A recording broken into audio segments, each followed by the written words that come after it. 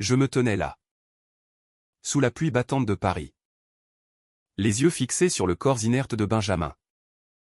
Et je sentis mon cœur se briser en mille éclats invisibles, sachant que notre amour secret venait de s'éteindre avec lui. Comment pouvais-je expliquer à sa famille que j'étais plus qu'un simple ami? Que nos nuits volées dans les rues de Montmartre étaient le seul refuge contre un monde qui nous condamnait? Vous ne pourrez pas lâcher cette histoire, car elle révèle les tourments d'un amour interdit, les trahisons qui lacèrent l'âme, et la quête désespérée de vérité dans une société française encore imprégnée de préjugés. La pluie tombait drue sur les pavés de la rue de Rivoli, comme si le ciel lui-même pleurait la perte que je venais de subir. J'étais Léo, un architecte de 30 ans, vivant dans un petit appartement du Marais. Ce quartier vibrant où les cœurs battent au rythme des passions cachées. Benjamin, lui, était un avocat prometteur, issu d'une famille bourgeoise de Neuilly-sur-Seine. Avec ses cheveux blonds ondulés et son sourire qui illuminait les cafés où nous nous retrouvions en secret. Notre rencontre avait été un coup de foudre, lors d'une exposition au Louvre, où nos regards s'étaient croisés devant un tableau de Delacroix, symbolisant la liberté que nous cherchions tous deux. Dès le début, notre relation était marquée par le secret. Benjamin craignait le jugement de sa famille conservatrice. Son père un homme d'affaires rigide. Sa mère une femme pieuse attachée aux traditions. Léo, tu comprends, n'est-ce pas? Me disait-il souvent. Ses yeux verts emplis d'une tristesse profonde. S'il savait, cela les détruirait. Je hochais la tête, mais au fond de moi, une rage sourde montait. Pourquoi devions-nous nous cacher comme des criminels? La France, pays des Lumières, n'avait-elle pas évolué? Pourtant, dans les dîners familiaux auxquels il assistait seul, il portait le masque d'un célibataire endurci, tandis que je l'attendais dans l'ombre, rongé par la jalousie. Les premiers mois furent un tourbillon de joie clandestine. Nous nous promenions main dans la main le long de la Seine à l'aube, quand Paris s'éveillait encore endormi. Benjamin me racontait ses rêves d'un cabinet d'avocats spécialisé dans les droits humains. Et je lui parlais de mes esquisses pour des bâtiments qui défieraient les normes. Toi et moi. Contre le monde? Murmurait-il en m'embrassant. Mais les fissures apparurent vite. Un soir, après une dispute futile sur un appel manqué, il avoua, ma sœur soupçonne quelque chose. Elle a vu un message sur mon téléphone. Mon cœur s'emballa. Était-ce le début de la fin? Je me souviens de cette nuit où tout bascula. Nous étions dans mon appartement. Les lumières tamisées.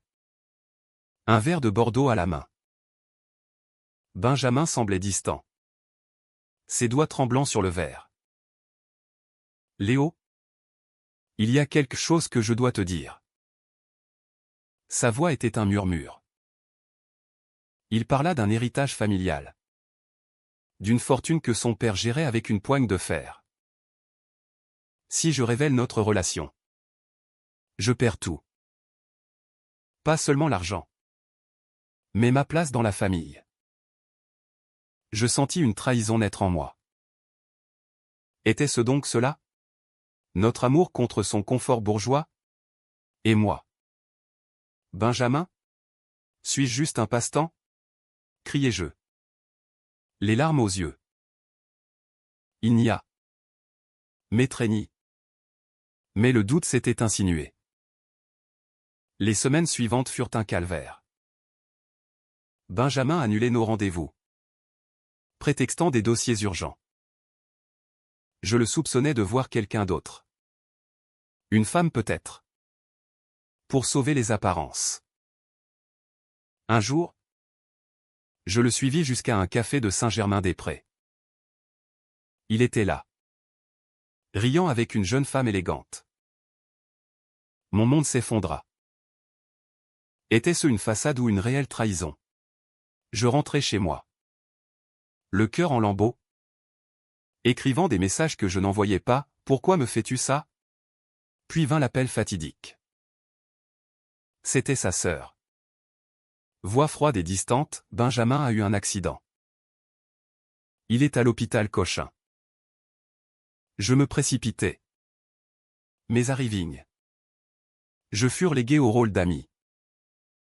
Sa famille m'ignora, me traitant comme un intrus. Benjamin, dans le coma, ne pouvait pas me défendre. Les médecins parlèrent d'un chauffard ivre, d'une collision sur le périphérique. Je passais des nuits à son chevet, murmurant des promesses d'amour éternel, tandis que sa mère priait à voix haute pour son âme. Benjamin ne se réveilla pas. Son décès fut annoncé un matin pluvieux. Et le monde perdit sa couleur. À l'enterrement. À l'église Saint-Sulpice. Je me tenais au fond. Vêtu de noir. Les yeux rougis. Sa famille me toisait avec mépris. Qui est cet homme, murmura son père à sa mère. Un profiteur. Sans doute. Attiré par l'héritage.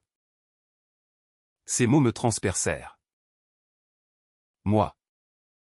Un profiteur? J'avais aimé Benjamin plus que quiconque. Sacrifié ma dignité pour lui. Mais je me tus. Comme il me l'avait demandé dans un dernier message, garde notre secret jusqu'au bout. La lecture du testament approchait. Chez le notaire? Rue de la Paix. L'atmosphère était tendue. La famille s'assembla. Impatiente de partager la fortune. Le notaire? Un homme âgé au regard perçant. Commença la lecture. Benjamin avait tout prévu. À sa sœur. Il léguait la maison de famille en Provence.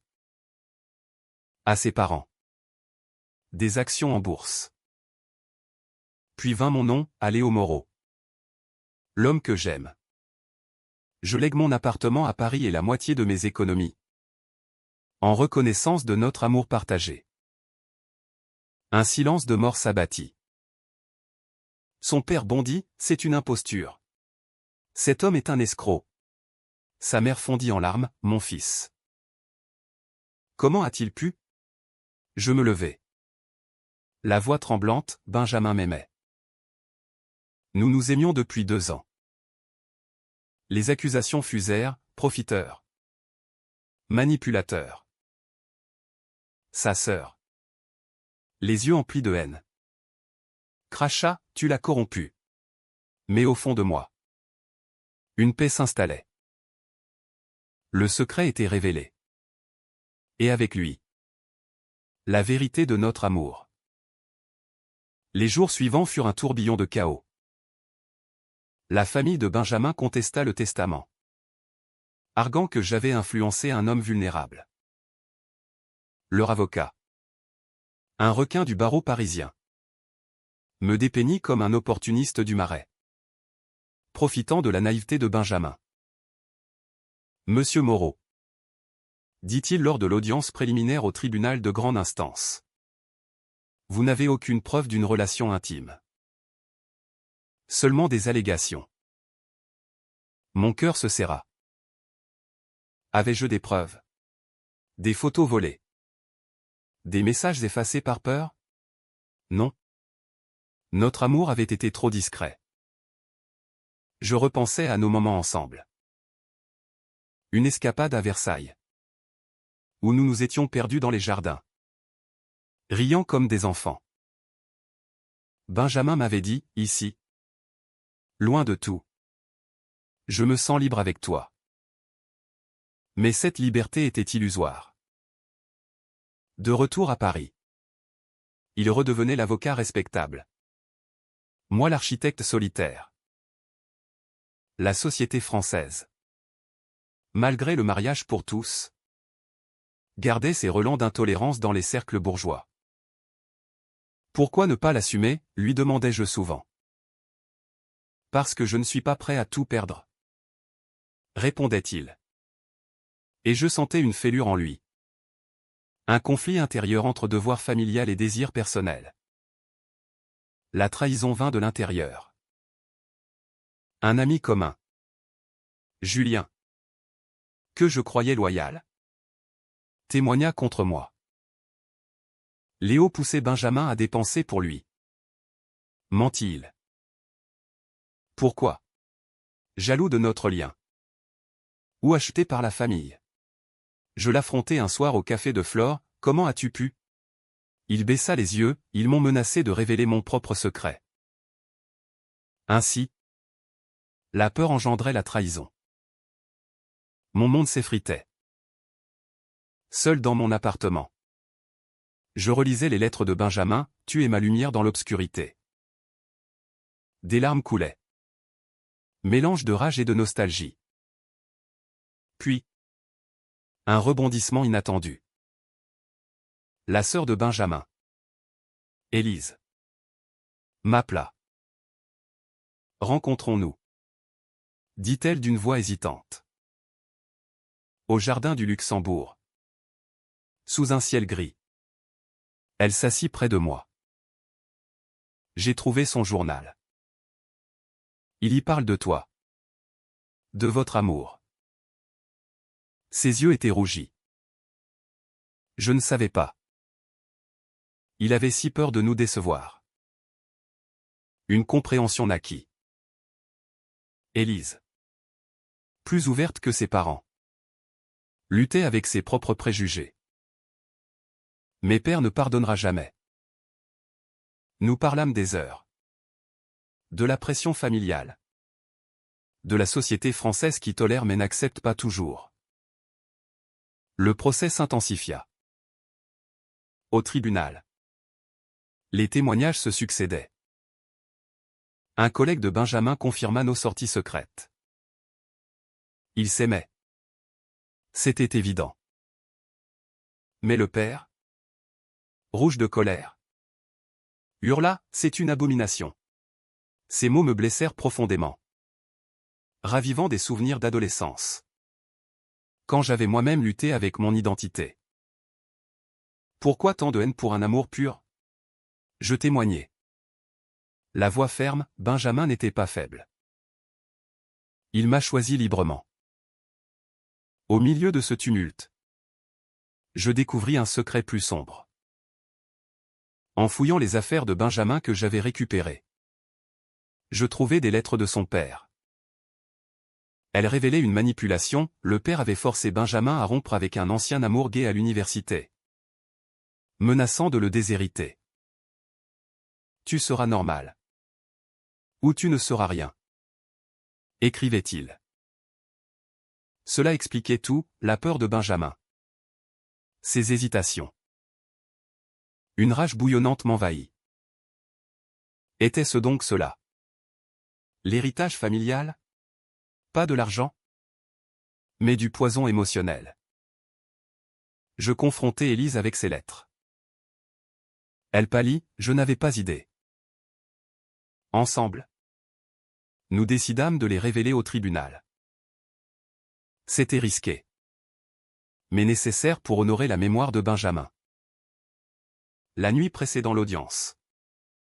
Je ne dormis pas. Hanté par des visions de lui, son rire, ses caresses tendres, sa vulnérabilité. Pardonne-moi d'avoir été lâche. M'avait-il dit une fois. Non. C'était la société qui était lâche. L'audience fut explosive. Quand les lettres furent lues, un murmure parcourut la salle. Le père nia. Mais son visage le trahit. La juge, une femme aux traits sévères, fronça les sourcils, cela change tout. Élise témoigna en ma faveur, mon frère aimait Léo. Père l'a brisé. Des larmes coulèrent sur ses joues. Pour la première fois, je vis une fissure dans la façade familiale. La mère, silencieuse jusqu'alors, murmura, mon pauvre garçon. Le verdict tomba, le testament était validé. J'héritais. Mais plus que l'argent, c'était une victoire morale. Pourtant, la joie était absente.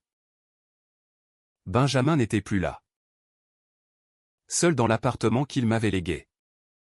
Je m'assis au piano qu'il aimait tant, jouant une mélodie mélancolique.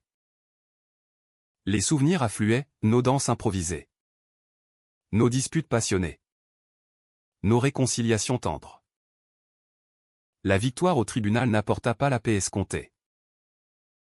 Les médias s'emparèrent de l'affaire, titrant « Scandale chez les bourgeois, un amour gai révélé par un testament ».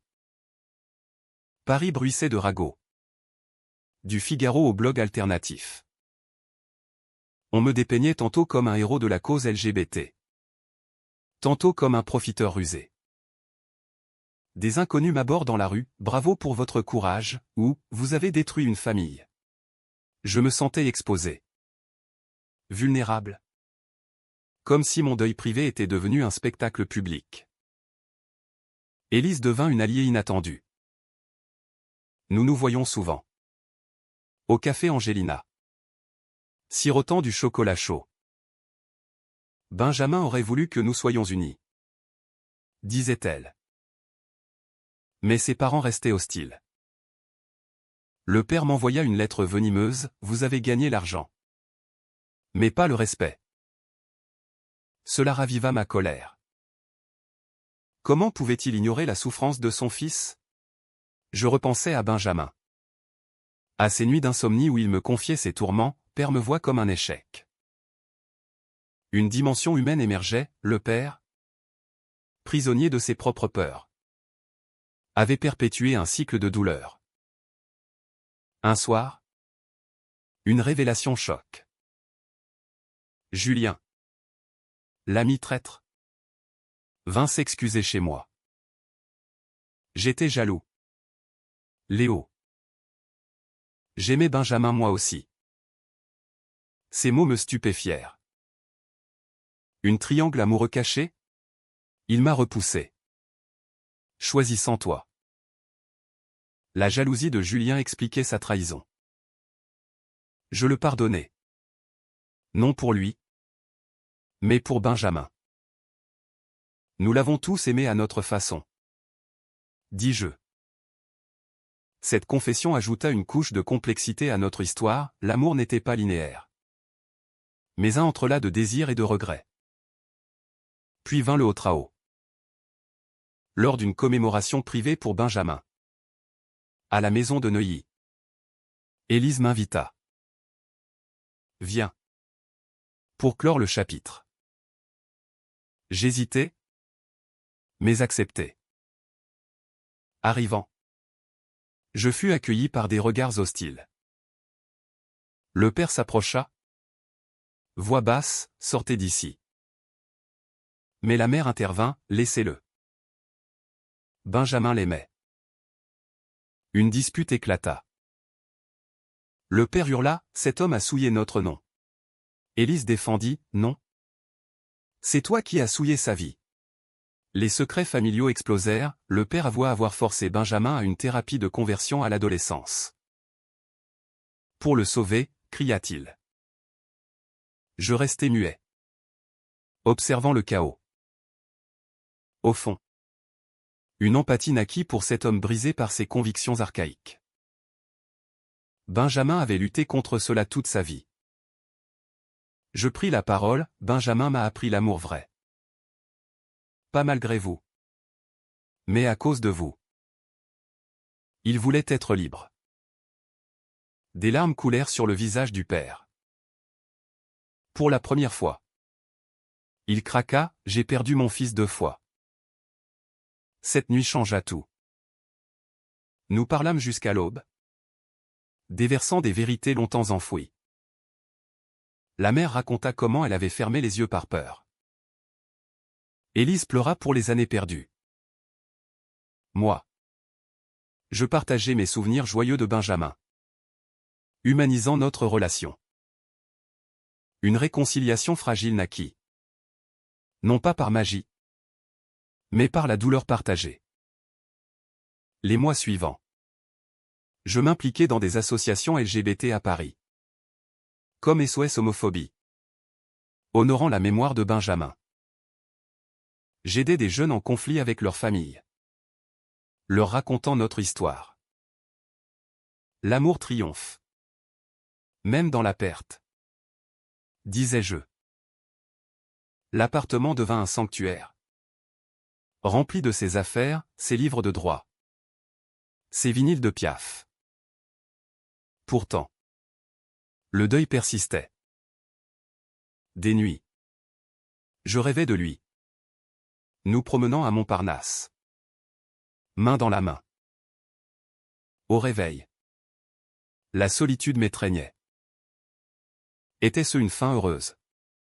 Non. Mais humaine. J'avais gagné plus qu'un héritage, une famille. Même imparfaite? Et la force de vivre ouvertement. Un jour, au cimetière du Père-Lachaise, où Benjamin reposait près d'Oscar Wilde, Ironie du sort, je déposai des fleurs. Merci pour tout, mon amour, murmurai-je. Le vent parisien emporta mes mots. Comme un adieu doux amer. Avec le temps, la vie reprit son cours. Mais transformée. L'héritage me permit de quitter mon emploi stressant pour ouvrir un atelier d'architecture dédié aux espaces inclusifs. Inspiré par Benjamin. Pour que d'autres n'aient pas à se cacher. Pensais-je en dessinant des plans. Élise devint une sœur de substitution, nous dînions ensemble. Riant des anecdotes sur Benjamin enfant. Il était si espiègle. Disait-elle. Les yeux pétillants. Mais les ombres persistaient. Un article diffamatoire parut dans un tabloïd. Accusant Benjamin d'avoir été manipulé. Furieux. Je contactai l'auteur. Un journaliste sans scrupules. Vous salissez sa mémoire, criai-je au téléphone. Il rit, c'est du sensationnel. Cela raviva ma haine contre une société avide de scandales. Pourquoi notre amour était-il encore un spectacle? Une rencontre inattendue apporta du réconfort. Au cours d'un événement LGBT au centre Pompidou, je croisai un homme. Antoine. Un artiste aux yeux sombres. Nous parlâmes de nos pertes, lui avait vécu une histoire similaire. Le deuil nous rend plus forts, dit-il. Une amitié naquit. Puis peut-être plus. Mais je n'étais pas prêt. Benjamin hantait encore mon cœur. Le père de Benjamin, brisé par les révélations, chercha la rédemption. Il m'invita à un déjeuner au Ritz. J'ai été un idiot, avoua-t-il. Voix chevrotante. J'ai projeté mes peurs sur lui. Nous discutâmes de la France moderne. De l'évolution des mœurs. Aidez-moi à comprendre. Implora-t-il. Je lui parlais de la Pride. Des luttes. Une compréhension mutuelle émergea. Fragile mais réelle. La mère, quant à elle, s'ouvrit lentement. Elle visita mon atelier, touchant les esquisses avec émotion. Benjamin aurait adoré ça. Ces mots me touchèrent. Peu à peu, la famille se reconstruisit autour de l'acceptation. Pourtant, un dernier secret surgit. Dans les papiers de Benjamin, je trouvai une lettre non envoyée à ses parents, maman. Papa. Je vous aime. Mais je dois être moi-même. Léo est mon tout.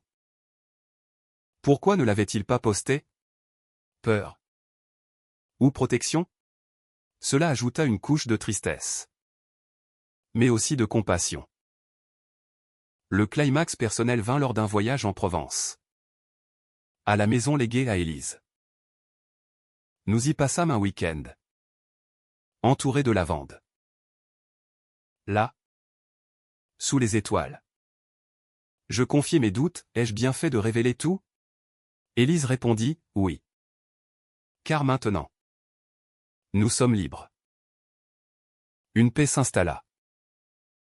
De retour à Paris. Je marchais le long de la Seine. Repensant à notre premier baiser. La ville, avec ses lumières éternelles, symbolisait la résilience.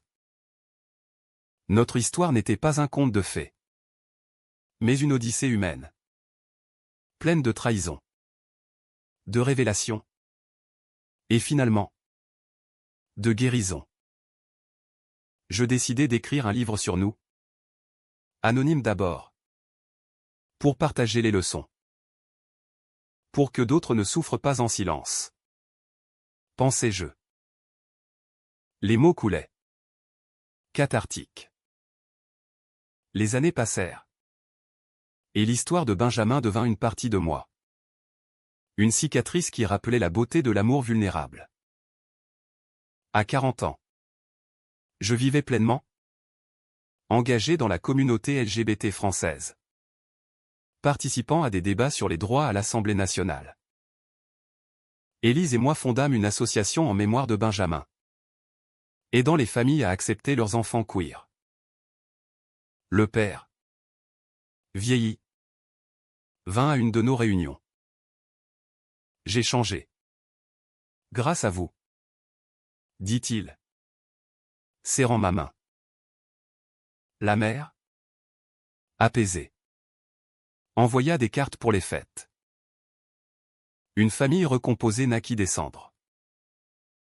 Avec Antoine, notre relation évolua lentement en un amour serein. Tu n'es pas un remplaçant? Lui disais-je. Tu es une nouvelle chapitre. Nous nous promenions au Penly dans Paris. Main dans la main. Défiant les regards persistants. Pourtant, les anniversaires de la mort de Benjamin étaient durs. Je visitais sa tombe, murmurant, « Regarde ce que tu as inspiré. » Une larme coulait. Mélange de tristesse et de gratitude. Notre histoire. Avec ses conflits GGT. Ses trahisons. Ses révélations. Enseignait l'humanité, l'amour transcende les préjugés. Mais demande du courage. En France, pays de révolution, une petite victoire personnelle contribuait au changement. Ainsi se termine ce récit. Non dans la joie parfaite, mais dans une acceptation profonde. Benjamin. Où que tu sois, sache que ton amour a transformé des vies. Et moi, Léo, je vis pour nous deux.